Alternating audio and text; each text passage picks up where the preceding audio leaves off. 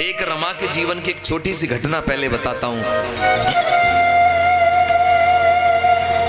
बाबा साहब अम्बेडकर विदेश में शिक्षा ग्रहण करते थे। रमा घर में रह करके बच्चों का पालन पोषण करती थी। तो एक बार का जिक्र, बाबा साहब विदेश से लौट करके इंडिया भारत वापस आ रहे थे।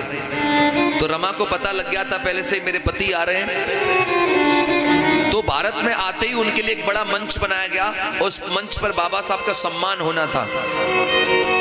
तो उनकी पत्नी सोच रही है आज मेरे पति आ रहे हैं तो घर के सारे काम जल्दी से निपटा लूं, खत्म कर लूं। आज मैं भी अपने पति को देखने जाऊंगी, अपनी आंखों से उनका सम्मान देखूंगी। तो रमा घर के सारे काम माता बहनों कर रही हैं। और जब घर के सारे गृह कार्य पूरे कर लिए, इधर बाबा साहब मंच पर आ गए हैं और रमा तैयार होने के लिए मन कर रही है कि एक साड़ी निकाल लूं और तैयार होकर के जाऊंगी। तो रमा ने जैसे ही बक्सा खोला, साड़ी निकाली और ऐसे करके जब साड़ी खोली तो साड़ी में जगह जगह छेद हो रहे थे। रमा की आंखों में साड़ी को देख करके आंसू आ गए। रमा सोचने लगी मेरे पति का मंच पे सम्मान होगा और ये फटी हुई साड़ी मैं पहन कर जाऊंगी तो मेरे पति की बेइज्जती ना होगी। लेकिन मेरे पास तो एक अच्छी साड़ी नहीं है पहनने के लिए, अब मैं क्या पहन के जाऊं और मुझे पति का सम्मान देखना ही है। तब रमा को याद आया कि साहू जी महाराज ने एक बार मेरे पति को सर पे वो फेंटा बोलते हैं पगड़ी, वो बांधी थी। अगर साड़ी नहीं है तो क्या मैं उसी को साड़ी की तरह पहन करके चली जाऊंगी। तो रमा ने वही फेंटा निकाला, वो पगड़ी निकाली और साड़ी की तरह उसको लपेट लिया माताओं बहनों। और लपेटने के बाद वो बाबा साहब अम्बेडकर का अपने पति का सम्मान देखने के लिए गई। मंच बना था, काफी भीड़ थी।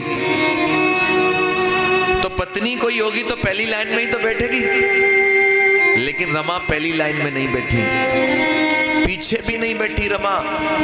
वो पेड़ है ना, पेड़ के पीछे रमा जाकर के दूर से जाके छिप गई और वहीं से अपने पति को देख करके खुश होने लगी। बाबा साहब का मंच पे सम्मान हो रहा है।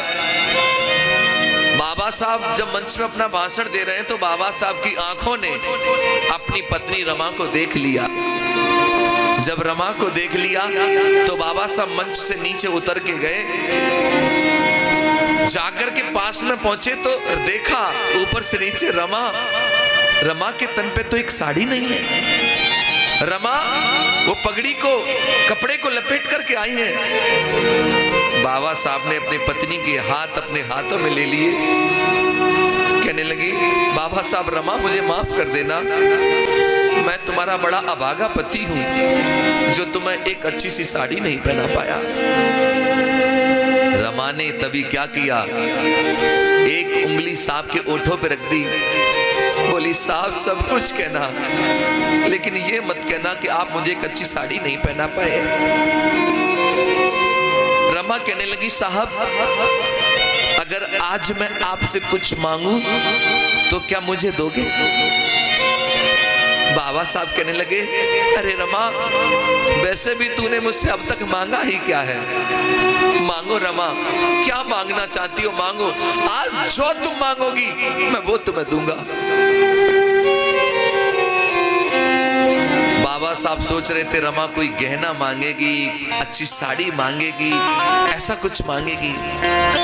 तब रमा ने कहा साहब यदि आप मुझे कुछ देना चाहते हो तो मैं केवल इतना मांगना चाहती हूं कि रमा एक सुंदर साड़ी पहने न पहने, दुनिया में भारत में ऐसा काम करके जाना मेरे साहब जी कि रमा एक अच्छी साड़ी पहने न पहने, लेकिन भारत में रहने वाली हर महिला, हर औरत, हर रमा एक सुंदर साड़ी पहने, बस इतना सा काम करके तुम चले जाना।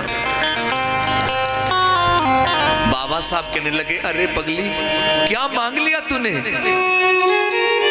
मैं तो सोच रहा था तुम मुझसे गहने मांगेगी, कपड़े मांगेगी, लेकिन तूने क्या मांग लिया?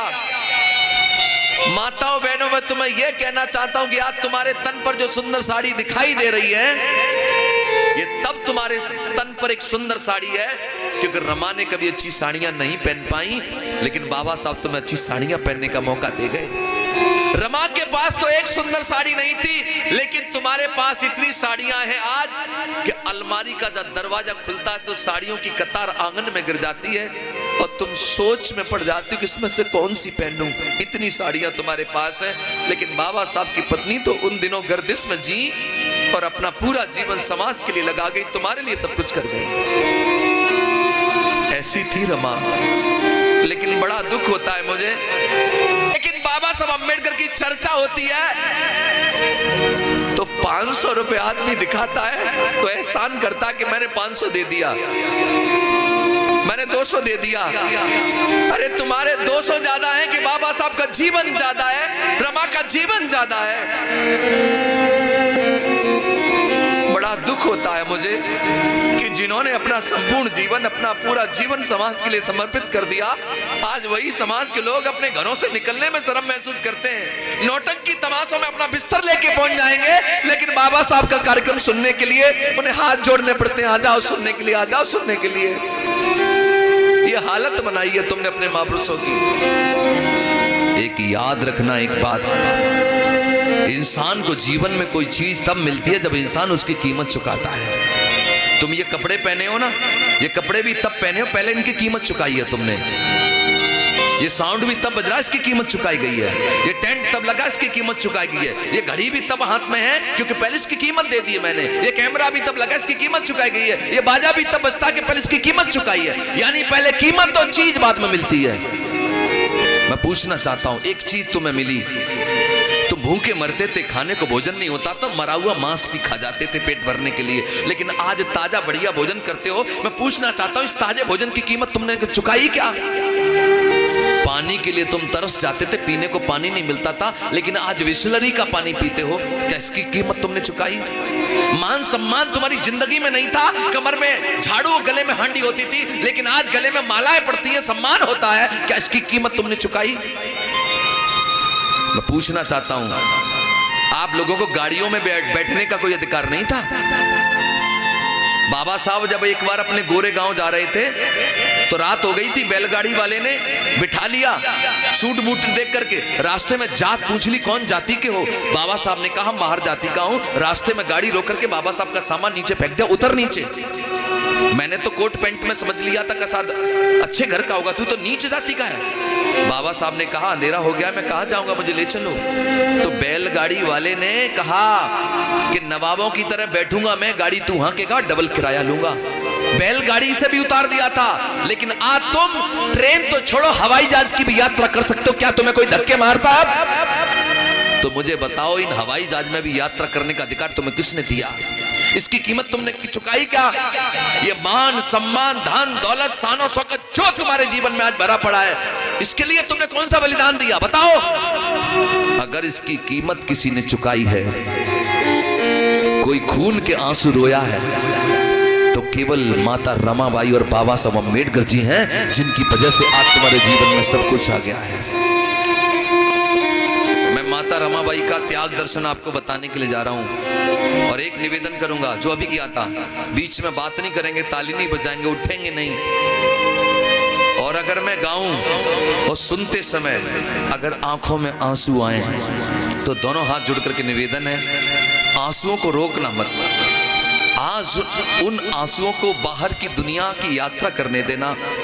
वो आंसू आज आपको एहसास कराएंगे कि ये जीवन, इतना सुंदर जीवन कैसे बन गया। सुनो, कैसे जीवन में आई ये खुशियों की सौगात, थाम के दिल सुनना सभी, ये दर्द भरी है बात, दर्द भरी है बात, अश्क में रोक न पाऊं, रमाबाई का त्याग आज मैं तुम्हें सुनाऊं।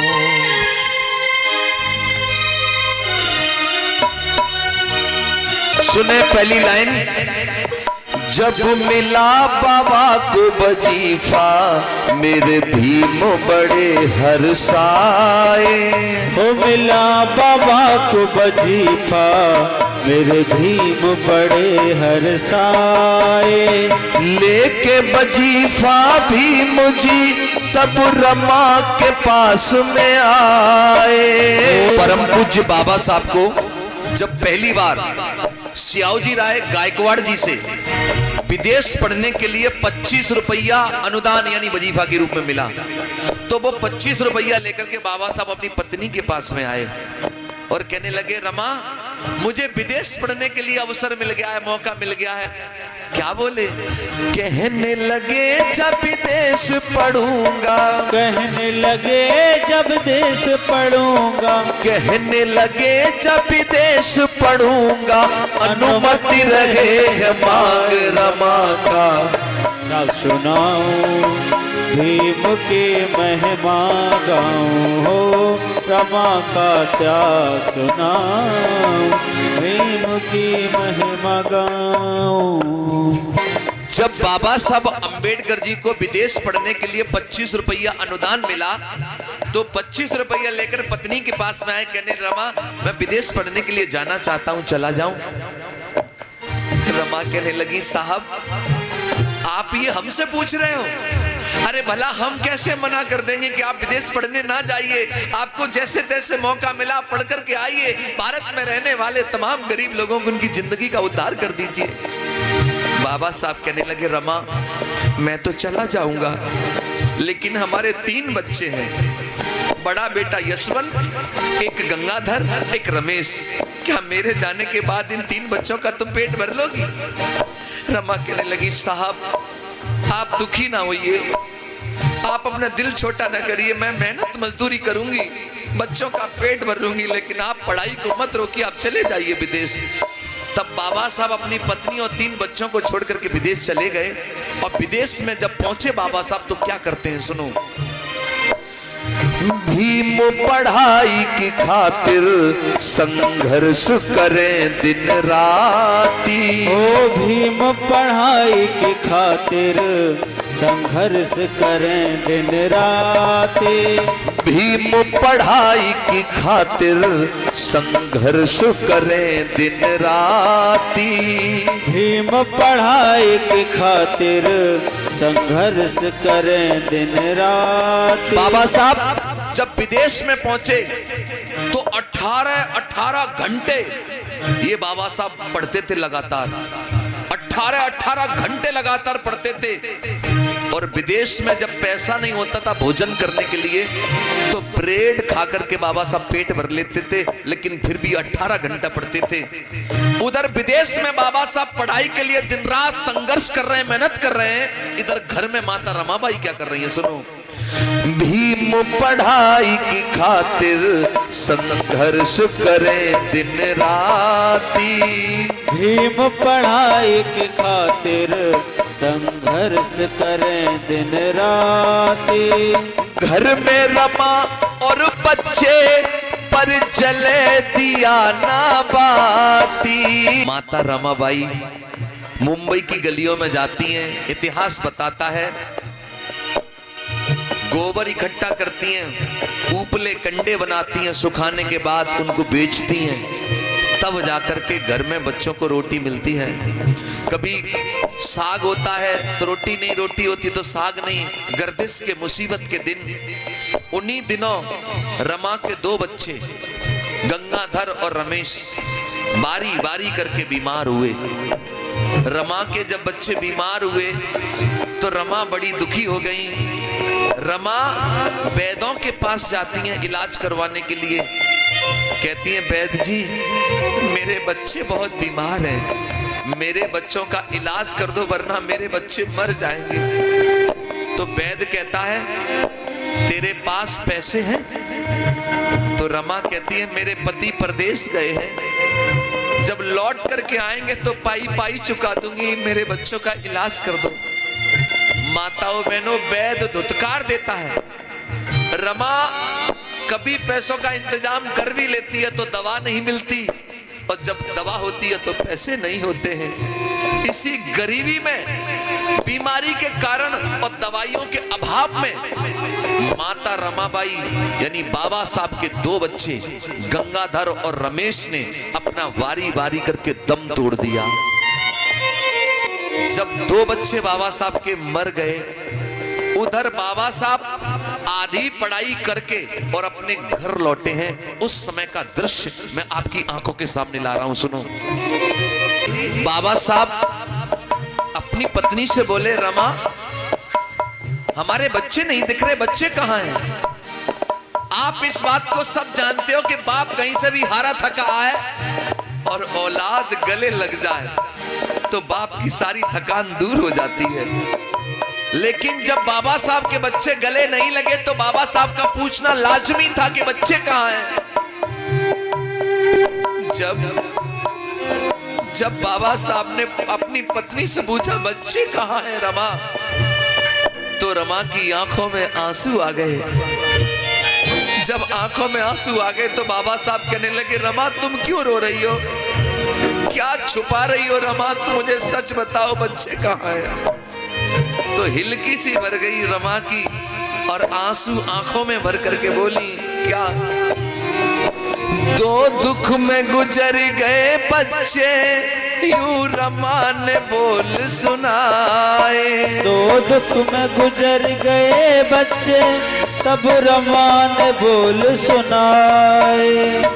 कहने लगी, साहब जी आपके पीछे 2 बच्चे बारी बारी करके बीमार हुए, मैंने उनका बहुत इलाज करवाया साहब जी, लेकिन आपके बच्चों को मैं बच्चा नहीं पाई साहब जी।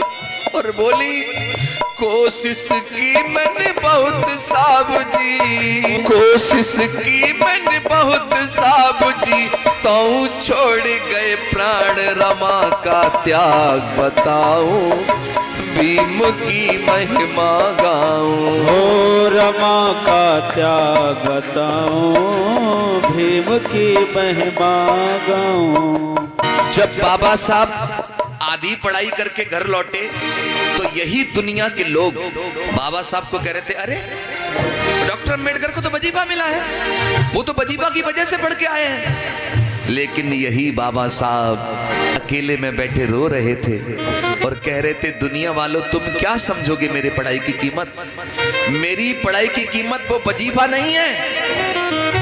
अगर कीमत का अंदाजा लगाना चाहते हो तो लगाओ। मेरे प्यारे प्यारे 2 बच्चे गंगाधर और रमेश इस पढ़ाई की वजह से ही बलिदान हो गए, यही मेरी पढ़ाई की असली कीमत है। आप सब लोग इस बात को जानते हो कि अगर घर में कोई मर जाए तो कोई आदमी साथ में मर नहीं जाता, जिंदगी जीता है। तो बाबा साहब भी जीने लगे और धीरे धीरे करके वक्त ने करवट लिया। बाबा साहब के एक मित्र नवल भटेना जी बाबा साहब से मिले और बाबा साहब को बोले, बाबा साहब आपकी आधी पढ़ाई हो चुकी है और आधी अभी बाकी है, तो आधी पढ़ाई जो बाकी है उसको पूरा करने के लिए आप दोबारा विदेश क्यों नहीं चले जाते। तो बाबा साहब ने बड़े दुखी हृदय से कहा कि मेरे पास विदेश पढ़ने के लिए पैसा नहीं है, मैं कैसे जाऊं। उस जमाने में नवल भटेना जी ने बाबा साहब अम्बेडकर जी को 5000 रुपया मदद के रूप में दिया बाबा साहब को, और बाबा साहब वो 5000 रुपए लेकर के अधूरी पढ़ाई को पूरा करने के लिए दोबारा विदेश गए। और उनके जाने के बाद क्या हुआ सुनो। जाने के बाद बाबा घर बेटी का जन्म हुआ है, कंडे बेच कर करे गुजारा, कंडे बेच कर करे गुजारा। रमा है बड़ी महान, रमा का त्याग बताऊं, भीम की महिमा गाऊं। बाबा साहब दोबारा विदेश गए, तब उन दिनों रमा की कोख से एक बेटी ने जन्म लिया। तो बाबा साहब को पता लगा घर में बेटी आई है, तो बाबा साहब ने अपनी बेटी का नाम रखा इंदु। क्या नाम रखा? इंदु नाम रखा। रमा मेहनत मजदूरी करके परिवार चला रही हैं। बेटी घर के आंगन में खेलती कूदती और बड़ी हो रही है, और खेलती कूदती बेटी धीरे धीरे करके मां बहनों साल भर की हो गई। साल भर की बेटी घर के आंगन में फूल की तरह खिलती है। रमा पूरा दिन बेटी को देख देख करके गुजार लेती है, लेकिन बड़े दुख के साथ मुझे बताना पड़ रहा है, वो साल भर की बेटी धीरे धीरे करके वो भी बीमार हो गई। जब रमा की बेटी इंदु बीमार हो गई तो माता रमाबाई बड़ी दुखी हो गई। क्यों दुखी हो गई? कि उनके दो बेटे तो पहले से ही बीमारी से जा चुके थे, अब कहीं बेटी ना चली जाए। तो रमा मेहनत मजदूरी करके और पैसे इकट्ठा करने लगी ताकि बेटी का इलाज करवा पाए। तो रमा ऊपले कंडे बेच बेच करके परिवार चलाती हैं और पैसा इकट्ठा करती हैं। एक दिन की घटना सुनो। रमा जब कंडे बेच करके घर आई तो उन्हें घर आते ही अपने पति का पत्र मिला। तो एक पड़ोसी को बुलवाया, भैया ये मेरा पत्र आया है मेरे साहब का, जरा पढ़ो इसे क्या आया है इसमें। वो पत्र फाड़ करके पढ़ा, घर में बीमार बेटी है। एक व्यक्ति पत्र पढ़ रहा, रमा सुन रही है, क्या लिखा है? हे रमा, मैं विदेश में हूं और मैं ठीक से रह रहा हूं, उम्मीद करता हूं कि तुम भी अच्छे से घर पे होंगी। लेकिन रमा एक बहुत बड़ी समस्या आ गई है, मैं जो 5,000 रुपए लेकर के आया था वो धीरे धीरे करके मेरी पढ़ाई में खर्च हो गए हैं और मेरे पढ़ाई के लिए मुझे पैसों की जरूरत है। रमा मैं विदेश में हूं, मैं किसी से मांग नहीं सकता, अगर हो सके तो कुछ पैसों का इंतजाम करके रमा भेज दो, वरना मेरी पढ़ाई मेरी सारी मेहनत बेकार चली जाएगी। जब रमा के आंखों के सामने पत्र पढ़ा जा रहा था और शब्द कानों को छू रहे थे, रमा की आंखों से आंसू गिर रहे थे। एक झलक रमा अपनी बीमार बेटी पे डालती है और एक नजर माता रमाबाई पत्र पर डालती हैं। आंखों में आंसू भर भर के माता रमाबाई रोने लगी। और रोने लगी, क्यों रोने लगी माता रमाई? इसलिए क्योंकि रमा ने मेहनत मजदूरी करके थोड़े से पैसे इकट्ठे किए हैं। रमा सोच रही हैं इन पैसों से पहले बेटी का इलाज करवाऊं कि इन पैसों को पति की पढ़ाई के लिए भेज दूं। अगर ये पैसे मैंने बेटी के इलाज में लगा दिए तो मेरे पति की पढ़ाई रुक जाएगी, और यदि ये पैसे मैंने पति की पढ़ाई के लिए भेज दिए और मेरी बेटी का इलाज नहीं हुआ तो मेरी बीमार बेटी मर जाएगी।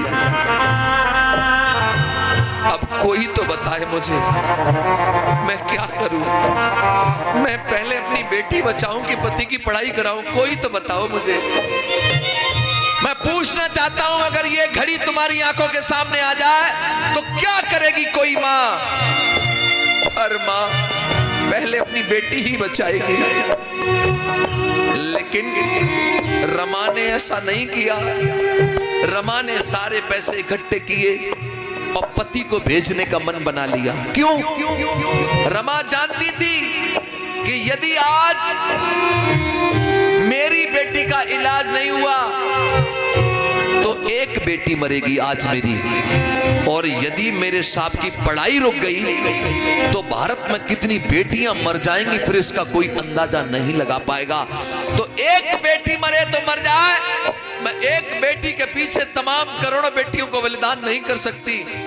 तो माता रमाबाई ने सारे पैसे इकट्ठे किए, पहले अपनी पति की पढ़ाई के लिए सारे पैसे भेज दिए, और जब बीमार बेटी इंदु का इलाज नहीं हुआ तो रमा की बेटी इंदु ने घर के आंगन में दम तोड़ दिया। जब बेटी ने दम तोड़ दिया तो रमा चीख करके अपनी बेटी को गोदी में लेकर के रोने लगी, तड़पने लगी। रमा, तब मेरा समाज के लोगों से कहना है, रमा चाहती तो बचा लेती अपनी बेटी को, लेकिन रमा चाहती थी कि साहब पढ़ करके आएंगे तो भारत में तमाम बेटियों बेटियों को अच्छी जिंदगी जीने का मौका देंगे, इसलिए इन्होंने अपनी बेटी को बलिदान कर दिया और आपकी बेटियों को बचा लिया। तब मेरा कहना है, आज बाबा साहब की बेटी तो दुनिया में नहीं रही, लेकिन बाबा साहब अपनी पढ़ाई को पूरा करके जब भारत लौट करके आए, घर आए, तो क्या हुआ, बाबा साहब जब पढ़ाई पूरी करके घर लौटे तो उन्हें बेटी नहीं मिली घर में। बहुत दुख हुआ बाबा साहब को, लेकिन आते ही बाबा साहब को नौकरी मिली। तो रमा सोच रही थी, मेरे पति आएंगे, नौकरी करेंगे, अच्छी साड़ी मिलेगी पहनने को, अच्छा भोजन मिलेगा खाने को, मैं अपने 3 बच्चों का दुख भूल जाऊंगी। बाबा साहब अम्बेडकर नौकरी के लिए गए, गुजरात के वडोदरा में बाबा साहब नौकरी के लिए गए। बाबा साहब ने मात्र 10 दिन नौकरी की। पहले तो बाबा साहब को किराए का कमरा नहीं मिला जाति की वजह से, तो पारसियों की धर्मशाला में बाबा साहब रुके। जब ऑफिस जाते थे बाबा साहब ड्यूटी के लिए, तो बाबा साहब के कुर्सी मेज कोने में पटक दिए जाते थे।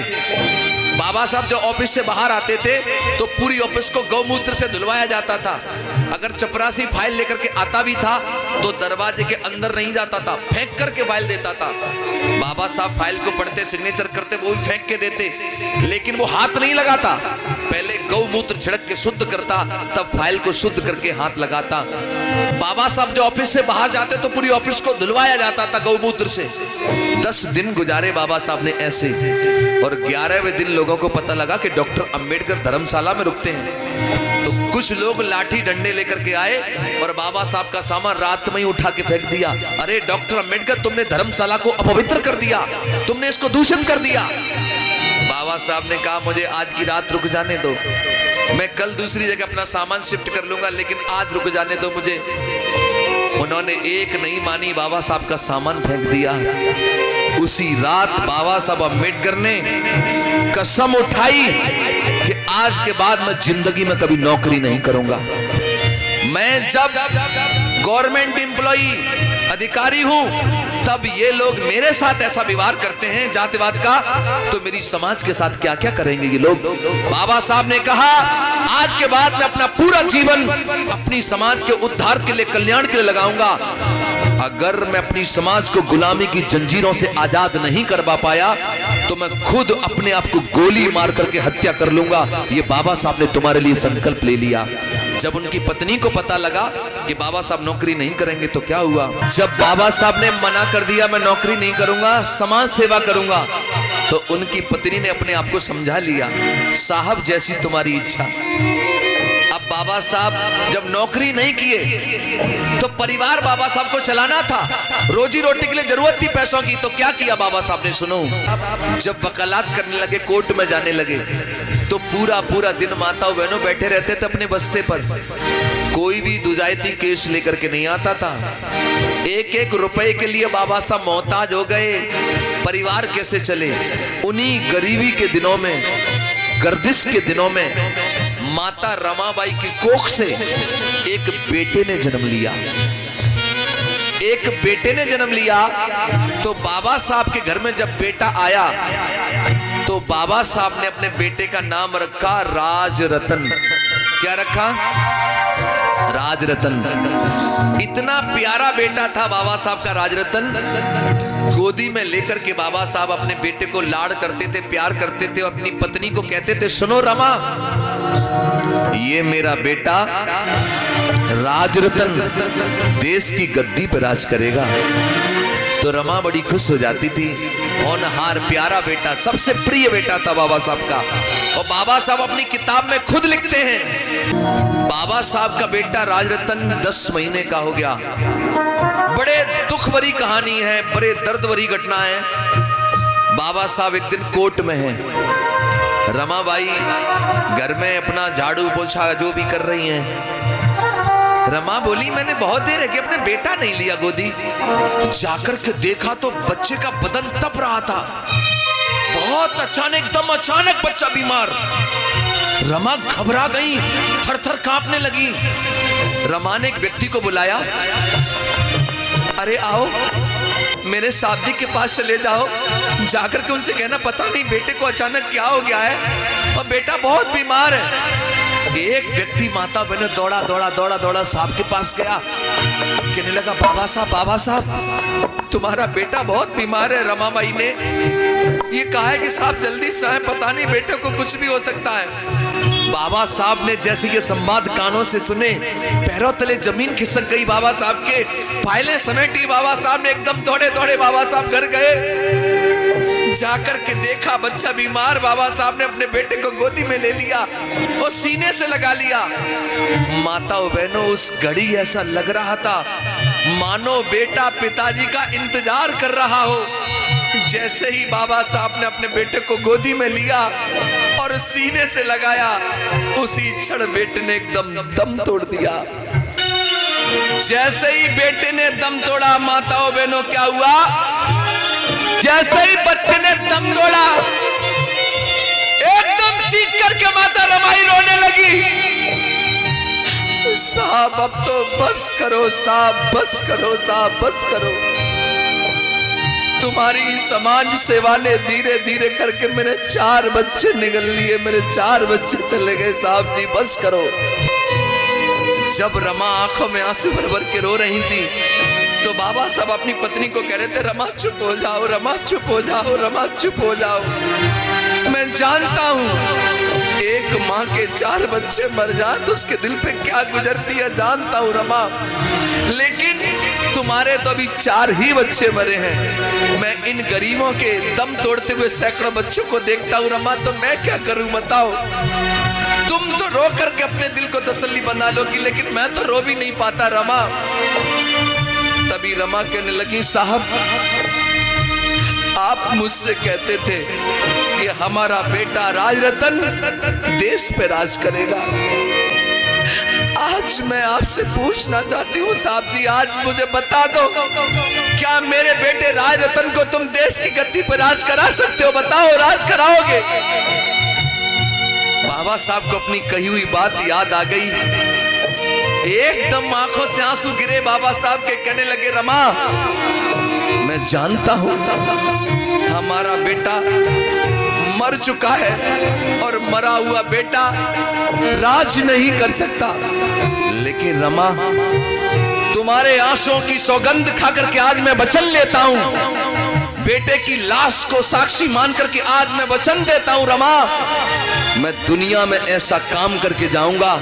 अरे जब भी किसी रमा की कोख से कोई इंदु, कोई बेटी पैदा होगी, या किसी भी रमा की कोख से कोई बेटा पैदा होगा, एक दिन वो देश की गद्दी पर राज करेगा, वो देश की गद्दी पर राज करेगा, देख लेना तुम रमा। बाबा साहब अम्बेडकर जी के जब 4 बच्चे दुनिया से चले गए, एक बेटा बचा केवल बड़ा वाला यशवंत। बाबा साहब अपनी पत्नी को जो वचन दिए थे, उस वचन के लिए बाबा साहब दिन रात संघर्ष करने लगे, मेहनत करने लगे। हर रमा की कोख से पैदा होने वाले बेटे राजरतन को देश में राज कराना चाहते थे बाबा साहब। जब बाबा साहब तुम्हारे लिए संघर्ष कर रहे थे, तो बाबा साहब पर जानलेवा हमला भी हुआ। बाबा साहब के रास्ते रोकने का काम किया गया, तो उनकी पत्नी को जब यह बात पता लगती कि मेरे पति की जान को खतरा है, तो बाबा साहब की पत्नी डर गई। और माताओं बहनों, धीरे धीरे करके वो बाबा साहब अम्बेडकर की प्राण प्रिय पत्नी रमा बीमार हो गई। अब बाबा साहब तुम्हारे लिए भी मेहनत कर रहे हैं और अपनी पत्नी का इलाज भी करवा रहे हैं, लेकिन बाबा साहब अपनी पत्नी को ठीक नहीं करा पाए। और बाबा साहब की प्राण प्रिय पत्नी 27 मई का महीना 27 तारीख, 27 मई सन 1935 में 37 वर्ष 3 महीना और 20 दिन की होकर के सदा सदा के लिए बाबा साहब को छोड़ करके चली गई। 37 साल की उम्र में बाबा साहब की पत्नी छोड़ के चली गई बाबा साहब को, अकेले रह गए बाबा साहब। एक बेटा बचा, लेकिन बाबा साहब को अपने बेटे की भी चिंता नहीं थी। क्यों? क्योंकि बाबा साहब को अपने बेटे से ज्यादा तुम्हारी चिंता थी, तुम्हारी चिंता थी, तुम्हारी चिंता थी, तुम्हारी चिंता थी, मेरी चिंता थी। बाबा साहब हमारे जीवन में खुशियां देखना चाहते थे।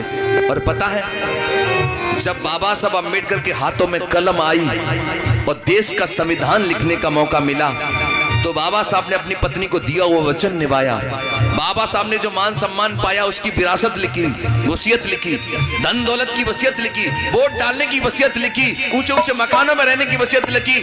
मान सम्मान धन दौलत जो कुछ हासिल किया वो सब कुछ बाबा साहब ने लिखित में तुमको दे दिया। एक विरासत, एक वसीयत लिख डाली। जानते हो उस वसीयत में किसका नाम लिखा? अगर तुम में से कोई बाप होता, तुम में से कोई बाप होता तो अपनी औलाद का नाम लिखता, लेकिन बाबा साहब ने उस वसीयत में अपनी औलाद का नाम नहीं लिखा, तुम्हारा तुम्हारा तुम्हारा और मेरा नाम लिख दिया। जानते हो वसीयत क्या है? वो वसीयत कुछ और नहीं, वो वसीयत है भारत देश का संविधान। जब तक संविधान जिंदा है तब तक तो तुम लोग जिंदा हो, तुम्हें सारे हक अधिकार मिले हुए, और जिस दिन ये संविधान खत्म हो गया फिर तुम्हारे पास कोई अधिकार नहीं रहेगा। माताओं बहनों, यही बाबा साहब जब बूढ़े हो गए तो आगरा में आए थे 18 मार्च सन 1956 को। आगरा में लाल किले के सामने आंखों में आंसू भर करके बाबा साहब ने एक बात कही थी, संदेश दिया था, ए बहुजन समाज के लोगों, भारत के लोगों, मैं तो बूढ़ा हो चला, मेरी सांसों का कोई भरोसा नहीं है, सांसें कब निकल जाएं, लेकिन मैं तुम्हें इतना बताना चाहता हूं कि मैं अपने 4 बच्चे, अपनी पत्नी, अपना पूरा जीवन लगा करके तुमको यहां तक लेकर के आया हूं। अगर हो सके तो मेरे कारवां को आगे बढ़ा देना, लेकिन पीछे मत गिरने देना। लेकिन आज मैं देख रहा हूं क्या बाबा साहब के कारवां को आप आगे बढ़ा रहे हो?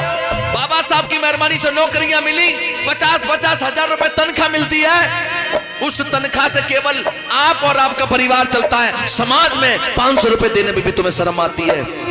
मैं पूछना चाहता हूं, आज घर में रंगीन टीवी और सुंदर बीबी को पाकर के भूल गए बाबा साहब का मिशन।